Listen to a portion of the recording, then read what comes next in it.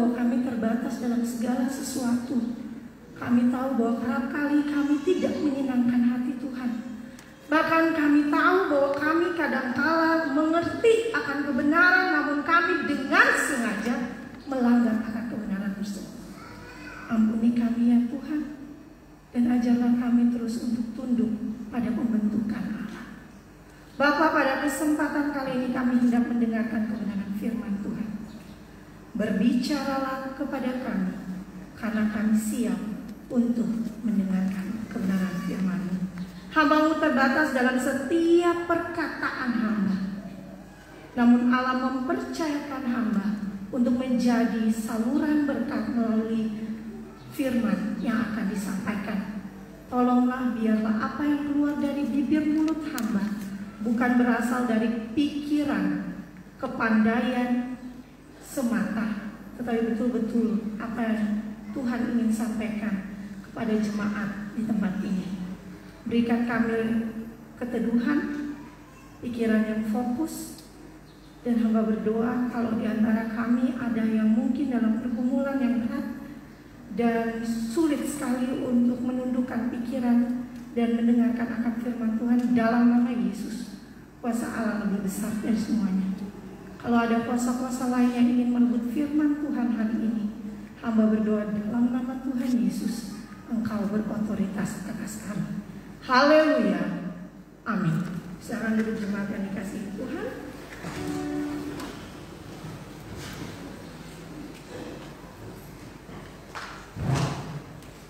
Selamat pagi Bapak Ibu jemaat sekalian. Pada pagi hari ini kita akan bersama-sama mendengarkan kebenaran firman Tuhan yang terambil dari Kejadian pertama ayat yang ke-31. Menurut informasi yang telah disampaikan bahwa dalam bulan ini jemaat Exodus bergumul tentang penciptaan, Kejadian pertama dan Kejadian yang kedua. Kita akan melihat bersama-sama apa yang hendak Tuhan utarakan bagi kita melalui kebenaran firman pada hari ini. Kejadian pertama ayat ke-31, kita akan membacakan secara bersama-sama dalam hitungan ketiga. 1, 2, 3. Maka Allah melihat segala yang dijadikannya itu sungguh amat baik. Jadilah petang dan jadilah pagi. Itulah hari ke-6. Demikian jauh pembacaan firman Tuhan pada kesempatan pagi hari ini. Jemaat yang terkasih dalam Tuhan kita Yesus Kristus, sebelum saya menyampaikan akan renungan firman Tuhan, saya memperkenalkan diri karena saya baru pertama kali bukan beribadah, tetapi pertama kali dipercayakan Tuhan untuk menyampaikan kebenaran firman Tuhan di tempat ini. Sebagian dari jemaat mungkin sudah mengenal saya, tetapi beberapa mungkin juga belum mengenal saya ya. Jadi nama saya adalah Erin Lisianda. Saat ini saya Tuhan percayakan melayani di jemaat GKI Yegar Saduta selaku gembala pemuda. Dan mengucap syukur karena melalui pelayanan tersebut kita bersama-sama dengan anak muda dan juga bersama-sama dengan semua hamba-hamba Tuhan dan jemaat di sana dapat melayani Tuhan. Dan selain itu Tuhan juga mempercayakan kepada saya untuk menjadi salah satu pengajar di sekolah TK begitu ya, di TK tapi di daerah Entrap begitu ya. Dan itu semua adalah pelayanan yang Tuhan percayakan. Jadi mungkin kalau kita bertemu, kita biasa sapa begitu ya, yang tidak kenal sebelumnya sekarang sudah lebih mengenal ya. Demikian perkenalan saya, langsung kita masuk ke kebenaran firman Tuhan. Dari firman Tuhan yang kita sudah baca pada kesempatan pagi hari ini, di situ Kejadian 1 ayat 31 berkata demikian. Maka Allah melihat segala yang dijadikannya itu sungguh amat baik. Maka Allah melihat segala yang diciptakannya sungguh amat baik. Jadilah petang dan jadilah pagi. Itulah hari ke-6. penciptaan ada 6 hari. Tuh ya, di hari ke-7 Ibu Gembala sudah menyampaikan kebenaran firman Tuhan. Bersama-sama kita belajar adalah hari istirahat, di mana kita betul-betul menguduskan hari itu untuk beribadah bersama-sama dengan jemaat Allah. Dan kita tidak mau memfokuskan, bukan berarti semua hari bukan harinya Tuhan ya, tetapi betul-betul setelah bekerja dengan begitu cukup panjang selama 6 hari, tapi kan kita di hari pertama, lalu hari kedua dan seterusnya kita bekerja, lalu kita mengkhususkan 1 hari untuk betul-betul merenungkan apa yang Tuhan inginkan dalam kehidupan kita. Secara khusus kita bersama-sama bersekutu bersama jemaat-jemaat Allah. Allah membuat 6 hari itu dikatakan sungguh amat baik. Kalau kita melihat dalam Kejadian pertama, ayat pertama, di situ dikatakan bahwa pada mulanya Allah menciptakan langit dan bumi. Bumi belum berbentuk dan kosong, gelap gulita menutupi samudra raya, dan roh Allah melayang-layang di atas permukaan air. Pagi hari ini kita akan merenungkan satu kebenaran firman Tuhan di bawah tema di tangan Allah. Penciptaan di tangan Allah. Kitab Kejadian memberikan satu kondisi kepada kita sebelum ada penciptaan daripada Allah. Penciptaan bukan inisiatif daripada manusia, betul? Penciptaan bukan inisiatif daripada binatang-binatang yang diciptakan, betul? Tetapi penciptaan itu adalah sepenuhnya inisiatif Allah. Dikatakan di ayat pertama, bumi belum berbentuk dan kosong, gelap gulita menutupi samudra raya. Artinya bahwa kondisi yang ada sebelum penciptaan adalah gelap. Kondisi yang ada sebelum penciptaan itu chaos. Kondisi yang ada sebelum penciptaan itu kacau, sangat random. Tetapi dalam kondisi yang kacau, yang gelap, Allah berpikir dan Allah berinisiatif untuk membuat bumi ini menjadi sesuatu yang indah. Dengan 6 hari Allah menciptakan, bahkan mengisi bumi ini. Kalau kita melihat di situ dikatakan di hari pertama sampai hari yang ketiga itu Allah membuat. Ya, di hari pertama Allah membuat terang lalu membaginya dengan gelap. Di hari kedua Allah membuat atmosfer dan membaginya dengan lautan. Di hari ketiga Allah membuat air dan darat, gitu ya. Lalu di hari keempat dan di hari kelima Allah mengisinya.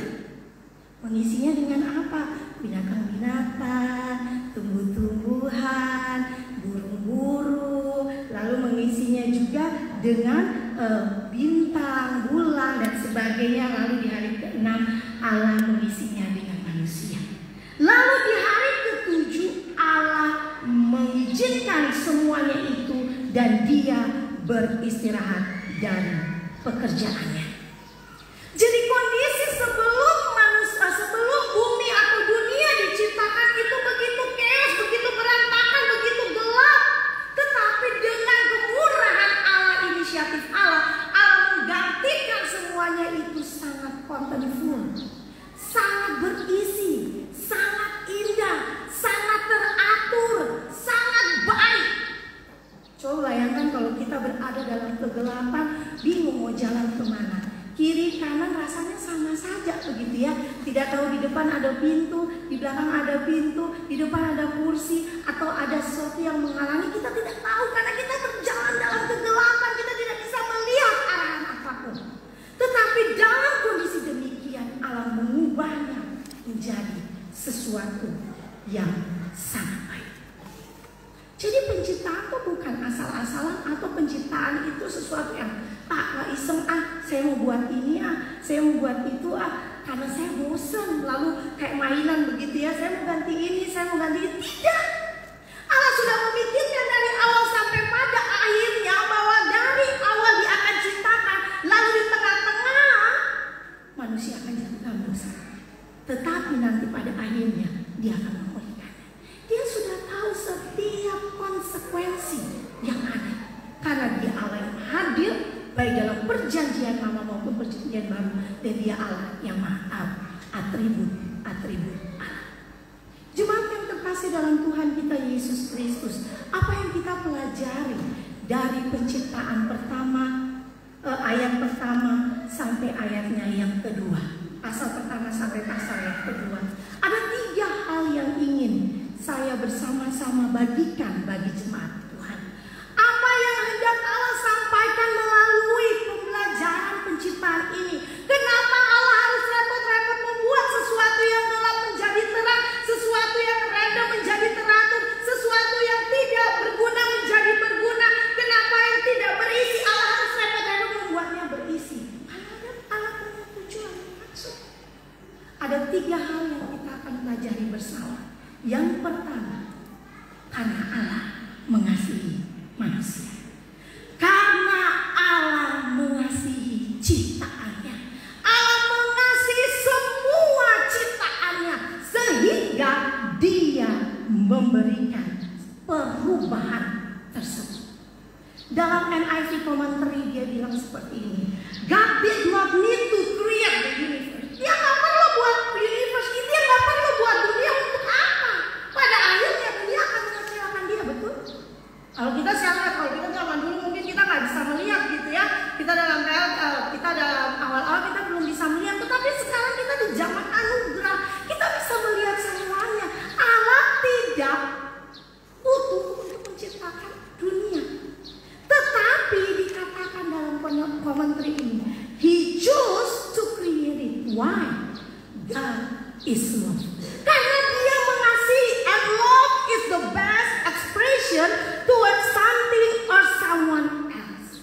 Lalu dia meneruskannya bahwa so God created the world and the people as an expression of His love. Jadi ketika Dia menciptakan manusia, ketika Dia menciptakan binatang, ketika Dia menciptakan tumbuh-tumbuhan, ketika Dia menciptakan terang, Dia menciptakan misalkan laut dan darat, itu adalah sebuah ekspresi cintanya.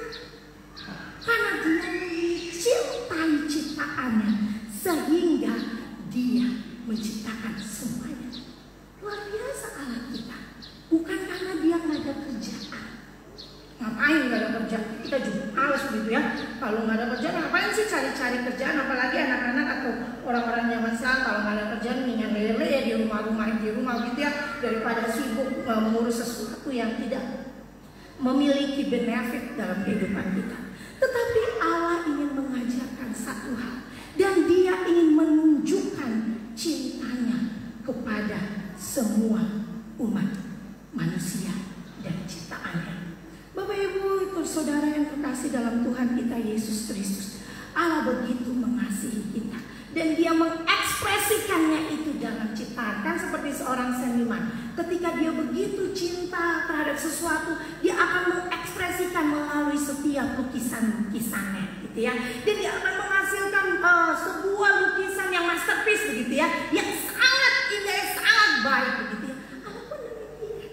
Dia sangat cinta kepada umatnya, sangat cinta kepada ciptaannya, sehingga Dia menciptakan dunia tempat kita hidup ini. Yang menjadi pertanyaan, seringkali kita meragukan cinta kasih Allah. Seringkali kita berkata demikian, Tuhan sayang gak sih sama saya? Kok hidup saya begini-begini saja? Tuhan cinta gak sih sama saya? Kenapa ayah dan ibu saya seperti ini? Mereka rasanya tidak adil. Tuhan cinta gak sih sama saya? Kok saya sudah berdoa bertahun-tahun tetapi doa saya tidak dikabulkan? Atau kita bertanya, Tuhan sebenarnya cinta gak tidak sama saya? Satu hal yang kita perlu tahu, cinta Tuhan tidak dapat diukur dengan kondisi hidup kita. Cinta Tuhan tidak terukur dengan kesusahan-kesusahan kita. Cinta Tuhan tidak terukur karena tidak bisa kita ukur karena kita susah berarti Tuhan tidak cinta. Doa kita belum dikabulkan, Tuhan tidak cinta. Papa mama kita menjadi broken home, Tuhan tidak cinta. Orang-orang di sekitar kita menyakiti kita, terus kita bilang Tuhan tidak cinta. Cinta Tuhan tidak terkondisi oleh Allah tersebut. Allah mengasihi seperti ibu atau bapak kepada anaknya, mengasihi anak, dan anaknya bukan karena anak kita cantik baru kita kasihi, anak kita pinter, baru kita kasih anak kita membanggakan, baru kita kasih. Seburuk-buruk anak itu seperti perumpamaan si anak yang bungsu itu sudah pergi ambil mama dan bawa puang di jalan-jalan orang hidup berpesta-pesta lalu kembali. Papa dan mamanya pasti membuka tangan dan menerimanya. Karena apa? Karena cinta mereka kepada anak mereka. Demikian dengan Tuhan. Tuhan begitu mencintai kita. Kondisi kita tidak menentukan apa yang tidak menjadi ukuran bahwa Tuhan cinta kepada kita atau tidak. Kalau kita lihat dalam perjanjian baru, saya akan tarik ke perjanjian baru. Cinta Allah terbukti ketika manusia jatuh ke dalam dosa. Ketika manusia rusak, ketika manusia kembali kepada kegelapan, ketika manusia hidup dengan tidak benar, ketika manusia menyakiti hati Allah, bahkan Roma bilang bahwa apa? Mereka semua telah mati, mereka semua telah rusak, dan mereka punya ganjarannya itu mah. Tetapi dalam kondisi demikian, Allah mengirimkan siapa? Yesus Kristus. Yesus Kristus adalah pribadi satu-satunya yang bisa menjadi perantara antara manusia dan Tuhan. Karena apa? Karena dia satu-satunya manusia yang tidak berdosa. Jangan pertanyakan Yesus Kristus ke dalam dunia ini manusia atau setengah Allah, atau dia cuma pura-pura jadi manusia. Tidak. Alkitab dengan betul-betul sejarah membuktikan bahwa dia lahir dari Maria. Dia pergi ke sinagog, dia belajar di sana, dia datang juga beribadah, dia melayani 3 tahun lamanya dari umur 30 sampai 33, lalu dia meninggal, dan itu tercatat dalam sejarah. Artinya dia sepenuhnya Allah, tetapi pada waktu yang sama dia juga 100% manusia. Jemaat yang terkasih dalam Tuhan kita Yesus Kristus, kasih Allah yang begitu besar dalam kehidupan kita, sehingga dia mengirimkan anaknya bagi manusia untuk mendamaikan manusia dengan Allah. Tidak hanya di situ. Ketika Tuhan Yesus naik ke surga, mereka meninggalkan manusia sendiri. Murid-murid udah tercerai-berai kemana-mana, puyeng, nggak ada pemimpin. Zaman dulu pemimpin itu sangat-sangat berperan penting. Zaman Alkitab, baik perjanjian lama maupun perjanjian baru, sosok pemimpin itu begitu penting. Makanya ketika pemimpin di hakim-hakim hilang, pemimpin mati atau meninggal, pemimpin meninggal, itu umat Allah berantakan lagi. Nanti Tuhan bangkitkan hakim atau menjadi pemimpin secara rohani, umat Allah hidup dengan benar. Habis itu hakim meninggal, umat Allah kembali lagi ke dalam keberdosaan. Jadi peranan pemimpin itu begitu penting. Saya rasa sampai hari ini peranan pemimpin itu begitu penting. Ketika Yesus naik ke surga, murid-murid merasa kebingungan, tetapi Allah tidak meninggalkan mereka. Roh Kudus diberikan untuk bersama-sama dengan kita. Makanya kadang-kadang kan kalau kita sedang berdoa, kalau kita mau melakukan sesuatu yang buruk, ada hati orang suka bilang hati nurani, tapi kita percaya itu suara Roh Kudus yang terus mengingatkan kita. Jangan ke situ, jangan ke sini, jangan lakukan itu. Bahkan kadang-kadang Roh Kudus sudah kasih batasan-batasan, tidak boleh, tapi kita semangat aja. Ini mau melakukan kesenangan pribadi kok, Roh Kudus kok kasih tinggal. Jadi itu adalah bukti cinta Allah bagi umatnya. Oleh karenanya yang pertama kita belajar melalui penciptaan, Allah menunjukkan kasih, cinta, sayang Dia kepada kita. Jangan pernah mempertanyakan apakah Allah mencintai saya atau tidak. Karena dalam keunikanmu, dalam keberadaanmu, dalam ketidakmampuanmu, dalam segala sesuatu yang ada, bahkan kelemahanmu, Paulus bilang apa? Allah bisa memakainya menjadi sesuatu yang baik untuk pekerjaan Allah. Karena Allah begitu mencintai dan mengasihi kita. Dan peranan akan Allah, Yesus, Roh Kudus seperti yang sudah pernah diajarkan melalui khotbah, itu adalah bentuk Trinitas yang dari perjanjian lama sudah tersirat. Kejadian 1:26. Baiklah kita menjadikan. Jadi banyak orang bertanya, Trinitas itu baru mungkin perjanjian baru. Tidak. Roh Kudus itu memang showtime-nya di perjanjian baru. Tetapi sebelumnya mereka bertiga sudah bekerja.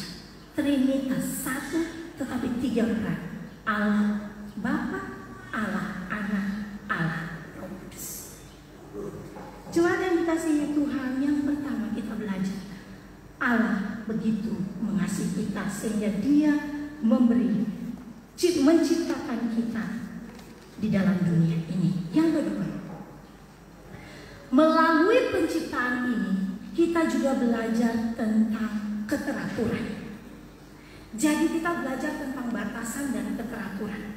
Di ayat yang tadi sudah kita baca, di ayat keempat, di situ dikatakan Allah melihat bahwa terang itu baik, lalu dipisahkannya. Kata ini yang ingin diangkat.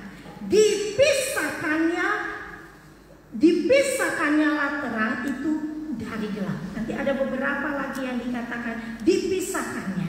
Jadi kata pemisahan ini muncul berkali-kali dan menunjukkan suatu esensi yang begitu penting. Artinya Allah membangun dan menciptakan sesuatu yang baru. Jadi sesuatu yang lama itu dipindahkan, dihentikan, dibuat. Allah membangun menjadi sesuatu yang baru. Dan ini menunjukkan bahwa Allah membuat segala sesuatu dan membangun ciptaannya dengan tangannya sendiri. Bahkan melalui pemisahan ini menunjukkan akan Allah ingin memisahkan sesuatu yang tidak teratur, memisahkan sesuatu yang tidak teratur dan membuat sesuatu itu menjadi lebih teratur. Kalau kita melihat di dalam kebenaran firman Tuhan yang kita baca, dikatakan bahwa Allah membuat itu betul-betul teratur dalam setiap penciptaan. Pertama, Allah membuat dari hal-hal yang kecil, cakrawala, terang. Lalu Allah naik lagi lebih kompleks. Binatang bisa berbicara, lalu bintang bisa bersinar, bulan lebih kompleks. Dan pada hari ke-6 itu paling kompleks. Manusia dibuat paling complicated. Jadi dia buat dari hal yang simple lalu masuk more complex, sangat complicated manusia. Dikasih akal pikiran, dikasih kehendak, dikasih free will untuk memilih, dan itu lebih sangat kompleks. Jadi Allah menciptakan, melalui penciptaan ini Allah ingin menunjukkan dan ingin memberikan suatu pemahaman kepada umatnya bahwa Dia Allah yang menyukai keteraturan. Dia bukan Allah yang sembarangan, Dia bukan Allah yang random, Dia bukan Allah yang tidak tersusun dan sistematik. Dia adalah Allah yang teratur. 1, 2, 3 itu Dia atur dengan baik. 1 Korintus 14 ayat 40 dikatakan, tetapi segala sesuatu harus berlangsung dengan sopan dan teratur. Jadi kalau ada ibadah yang random begitu ya, itu agak-agak tidak menyukai hati Allah. Karena Allah menyukai sesuatu yang teratur, sesuatu yang sangat baik. Tidak bisa sembarangan, oke, nanti kok ini. Tidak, semuanya harus dipersiapkan dengan baik. Ketika kita mau tampil memuji, melayani Tuhan kan tidak mungkin, oke nanti hari ini kita melayani ya, Bapak tolong kasih lagu, nanti kita main, terus latihan. Tidak. Semuanya harus rapi, teratur, baik, indah. Karena Allah menyukai semuanya itu.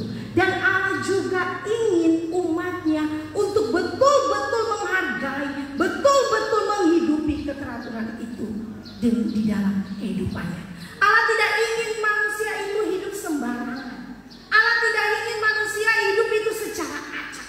Allah ingin umatnya betul-betul sebagai perpanjangan tangan Allah di dalam dunia, hidup dengan penuh keteraturan. Pertanyaannya, sudahkah kita menghidupi hidup kita dengan penuh keteraturan, ataukah kita sembarang, kita ngaco, kita tidak bertujuan, dan kita tidak pernah mengerti apa yang Tuhan inginkan dalam kehidupan kita. Kalau belum, minta tolong Tuhan untuk menolong kita. Yang ketiga, ketika Allah melalui penciptaan menunjukkan akan kasihnya kepada umat atau kepada ciptaannya, menunjukkan bahwa Dia adalah Allah yang teratur, sehingga umatnya juga harus teratur, tidak boleh sembarang. Dan yang ketiga adalah Dia adalah Allah yang ingin membangun relasi dengan kita sebagai rekan kerjanya. Dia adalah Allah yang ingin membangun relasi dengan kita sebagai rekan kerjanya. Oleh karenanya tidak mengherankan di Kejadian 2 ayat 15 di situ dikatakan Tuhan Allah mengambil manusia itu dan menempatkannya dalam Taman Eden untuk mengusahakan dan memelihara taman itu. Jadi ada begitu banyak ciptaan, tetapi Tuhan memberikan satu ciptaan otoritas untuk menjadi partner daripada Allah. Dia harus mengusahakan, dia harus mengerjakan dan memelihara akan taman yang Tuhan percayakan kepada dia. Dia nggak boleh sembarangan terhadap hewan, dia nggak boleh sembarangan, manusia tidak boleh sembarangan terhadap pohon, manusia tidak boleh sembarang terhadap laut, manusia tidak boleh sembarangan tentang binatang-binatang, lalu tanaman-tanaman, jalan petik-petik kiri kanan sebagainya, atau binatang asal menendang dan memukul lalu tidak mengasihi mereka, tidak memperlakukan dengan baik. Tidak boleh sembarangan. Allah ingin manusia bekerja bersama-sama dengan apa yang Allah ciptakan untuk membuat sesuatu yang baik, sesuatu yang indah. Karena setiap ciptaan mempunyai power mereka sendiri. Kalau alam sudah marah, apa yang terjadi? Gempa, banjir, dan sebagainya. Karena apa? Karena manusia tidak menjalankan amanat Allah ini, memelihara dan mengusahakan akan apa yang Allah percayakan. Jemaat yang dikasihi oleh Tuhan kita Yesus Kristus, jadi Allah ingin kita itu punya relasi dengan Dia, itu partnership relationship ya. Jadi sebagai seorang partner, sebagai seorang rekan. Jadi kita tidak boleh sembarangan. Kalau Allah saja tidak sembarangan dengan ciptaannya, kenapa manusia yang dipercayakan Allah untuk mengurus Taman Eden itu bertindak semena-mena atau sembarangan? Tapi bukan berarti kita seperti Buddhism ya. Oke, karena Allah sudah seperti itu, kita tidak boleh makan sapi, kita tidak boleh makan ayam, kita tidak boleh makan daging-daging yang lain, apalagi makan babi. Saya yakin tidak mungkin ya. Tidak mungkin. Tuhan menyediakan itu untuk kita juga menikmati. Tetapi artinya apa? Kita harus memperlakukan semua ciptaan itu dengan baik. Meskipun Tuhan bilang harus menikmati dan memakan, tetapi kita harus memperlakukan mereka dengan sangat baik. Kalau Buddhism itu tidak makan seperti itu dan cuma makan sayur, karena mereka berkata bahwa ini adalah suatu tindakan menghargai, suatu tindakan menghargai. Selain itu ada konsep reinkarnasi. Takutnya pas waktu itu mereka makan ayam dari saudara keluarganya yang jahat, terus reinkarnasi jadi ayam begitu ya. Takutnya makan begitu ya. Jadi ada konsep-konsep yang tersirat di belakangnya. Kita tidak seperti itu. Allah ingin kita menjadi partnernya. Allah ingin kita menjadi pribadi-pribadi yang sebagai rekan kerja Allah untuk mengurus apa yang Tuhan titipkan dalam setiap kehidupan kita. Kalau Billy Kristanto tuh bilang begini, sikap kita kepada lower creation tuh harus carry dominion. Jadi kita harus peduli sama mereka.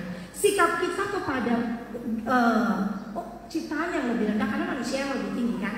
Kalau kita melihat Mazmur 8 itu dia bilang manusia ini sebagai makhluk mulia kan. Dia bilang di situ dikatakan di Mazmur 8 itu ayat yang sangat indah, karena setiap baca ini tuh saya seperti dikasih tahu, kamu tuh siapa sih? Jadi jangan sombong deh, kayak gitulah istilahnya. Di situ dibilang ini, apakah manusia sehingga engkau mengingatnya? Apakah anak manusia sehingga engkau mengindahkannya? Namun engkau Allah telah membuatnya hampir sama seperti Allah dan telah memahkotainya dengan kemuliaan dan hormat. Engkau membuat dia berkuasa atas buatan tanganmu. Segala-galanya telah kau letakkan di bawah kakinya. Kambing, domba, dan lembu sapi sekalian, juga binatang-binatang di padang, burung-burung di udara, dan ikan-ikan di laut, dan apa yang melintasi arus lautan. Mazmur 8 membuat satu konklusi tentang penciptaan manusia di Kejadian yang pertama. Siapa manusia? Manusia bukanlah sesuatu yang karena keberadaan dirinya Allah membuat dia mulia, tetapi karena kehinaannya Allah memilih dan berinisiatif menjadikan dia sebagai seorang pemimpin. Oleh karenanya mari sebagai partner Allah dengan ciptaan yang Allah percayakan bagi kita, kita harus bertindak sebagai pribadi-pribadi yang sangat peduli. Kita memperlakukan mereka dengan baik. Kita tidak sembarangan, kita tidak seenaknya. Bahkan Guru Gemang itu bilang seperti ini, caring dominion itu seperti relasi domba dan gembala. Jadi ketika manusia dipercayakan Tuhan, Adam dan Hawa, kamu adalah satu kesatuan, itu bukan bicara tentang seksualitas belaka ya. Jadi bukan cuma nanti, memang di ayat 28 itu dibilang mereka harus beranak cucu, bertambah banyak, penuhilah bumi dan sebagainya. Kalau Dean Anderson bilang beranak cucu, bertambah banyak, penuhilah bumi dan sebagainya, itu adalah salah satu cara untuk menjalankan misi Allah, yaitu penginjilan. Kan apa kalau di dunia luar, di barat sana, apalagi mungkin Dean itu tinggalnya di Belanda, dia bilang bahwa di Belanda orang kurang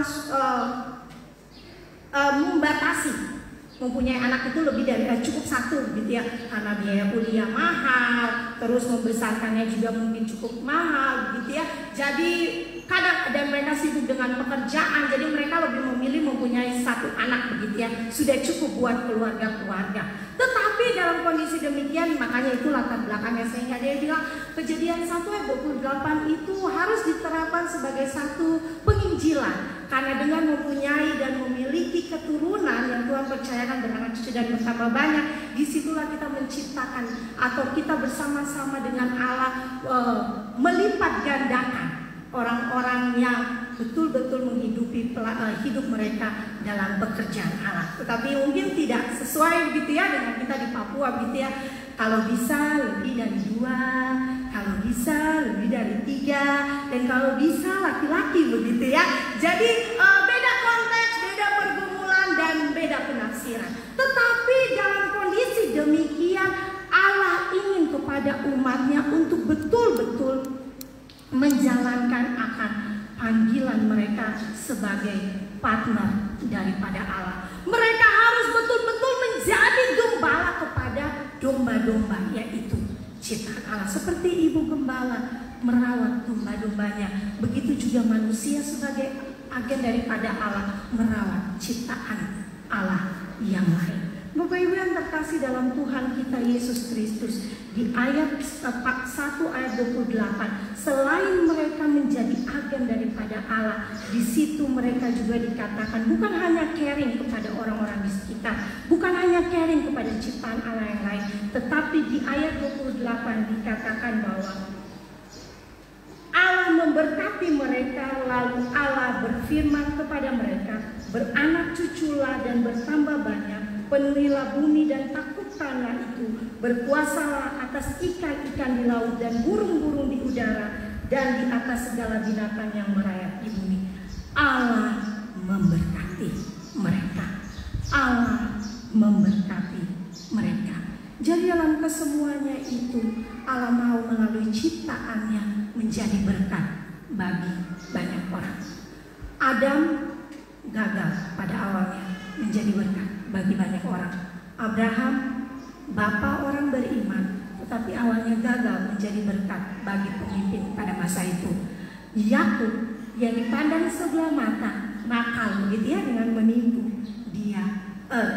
bukan Yakub, Yusuf gitu ya, dia bisa menjadi berkat bagi Firaun. Tuhan memanggil kita untuk menjadi berkat melalui ciptaannya.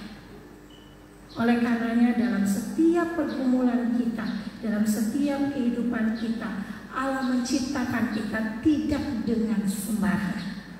Pada intinya Allah ingin kita menjadi berkat bagi banyak orang. Jangan mempertanyakan apakah Allah sayang sama saya kah tidak, karena Allah sayang. Jangan mempertanyakan Allah suka sesuatu yang random atau Allah suka sesuatu yang teratur, karena Allah suka sesuatu yang teratur.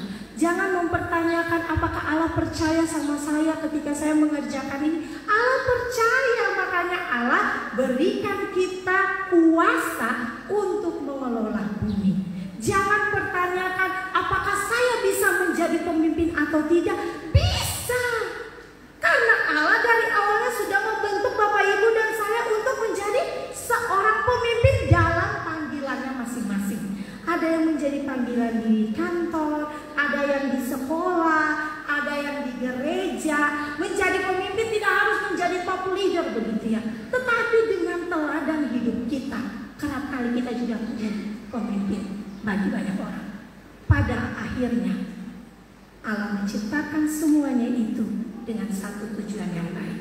Di tangan Allah kita mau jadi berkat buat dunia yang Allah ciptakan. Biarlah kebenaran firman Tuhan ini menjadi kekuatan dalam kehidupan kita. Mari kita berdoa.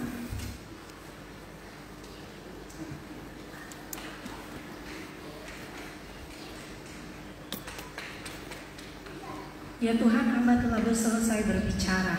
Dalam segala apapun yang telah hamba ungkapkan, hamba percaya Allah Roh Kudus yang akan menggerakkan setiap hati pendengar pada kesempatan pagi hari ini.